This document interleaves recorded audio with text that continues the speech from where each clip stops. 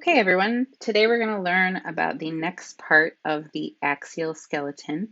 We're going to learn about the bony thorax, which includes the sternum and the ribs. If you're following along in your notes, which I recommend you do, you want to split screen with those now. After the skull, there's a section on vertebrae, so skip through that. We'll come back to that later. And I think you should be on maybe about slide 38. You should see this picture. Okay, so let's talk about the sternum. The sternum is a flat bone, if you remember from our bone classifications, and it has three parts to it. So the first part is known as the manubrium, and this is a fusion. The sternum is actually a fusion of three bones. So the manubrium is the top bone that you see at the top in blue. The next part is known as the body, and the body is kind of like that main part that's highlighted in red. And then the last one is known as the xiphoid process, which is that little pointy part that's kind of hanging out there that is highlighted in green. And the sternum and the whole bony thorax with the ribs protect the heart and the lungs. That's the main feature of this part of the axial skeleton. And then you'll notice that the sternum is attached to the first 7 pairs of ribs. So if we zoom in a little on this picture, you'll see the sternum is connected to 1, 2, 3, 4, 5, 6, 7, the first 7 pairs of ribs. Okay, on to the next part of the bony thorax, we have the ribs.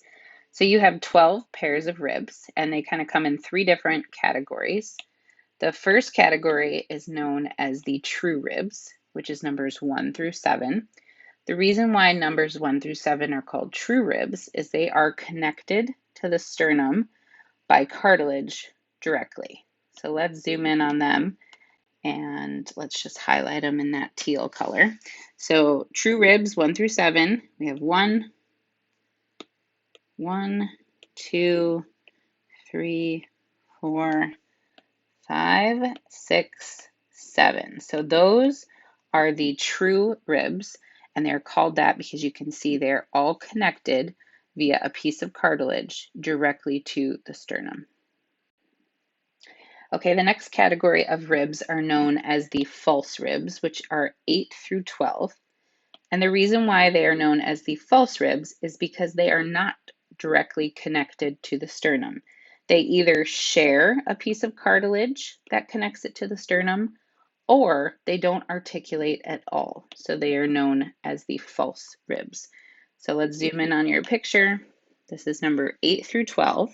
So we have 8, 9, 10, and then 11 and 12. So those are known as the false ribs because they are not directly connected to that sternum. All right, and the last category of ribs are known as the floating ribs, and that's number 11 and 12. So number 11 and 12 kind of fall into 2 categories. They are a false rib because they are not directly connected to the sternum, but they're also known as a floating rib because those are the 2 that do not articulate with the sternum at all. They're not coming anywhere close to that sternum. So these are the ones that are most likely to break. So I'm going to zoom in on the picture. You can see they're already circled in pink there, but those are 11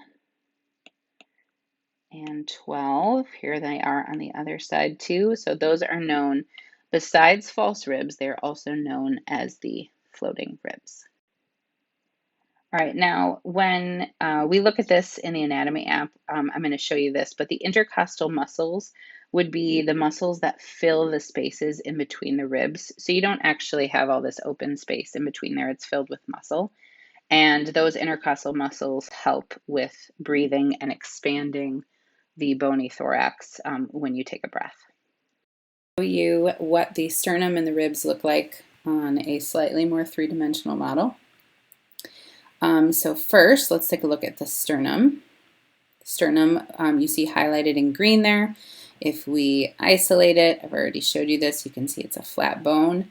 But see if you can see those 3 portions of the sternum. So we have the top, which is the manubrium.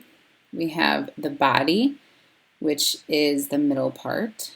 And then the xiphoid process will be that bony part that's sticking off there. So there's the sternum. Next, you have the ribs. So here are the true ribs. And actually, let me add the cartilage for you too so you can see it. So those are the true ribs, the first 7, 1, 2, 3, 4, 5, 6, 7. And you can see they're all connected directly to that sternum by a piece of cartilage. Okay, let's go down. Next, let's highlight the false ribs. So in this particular anatomy app, it's not highlighting the last 2, but we would call all of the last ribs false ribs because they're either, let me zoom out a little bit, they're either sharing a piece of cartilage like you see these 3, or in the case of the floating ribs, not touching the sternum at all. Okay, let's rotate this guy around and let's highlight the floating ribs. There they are. You can see why they would be very easily broken because they are just kind of hanging off there. So those 2 ribs, their main job is to protect our kidneys, which are right behind there. So that would be their function. They do have a purpose. So there you go. That's the bony thorax. All right, as always, it is a good time to do a little Quizlet. There's not a ton of words in this little section on the ribs and the sternum, but you can find it in your Schoology Unit 3 folder. And it's a good time to practice. At this point, you cannot continue on with lab number 4 because you still have to learn about the vertebrae first, but just catch up on anything you might be missing from this week.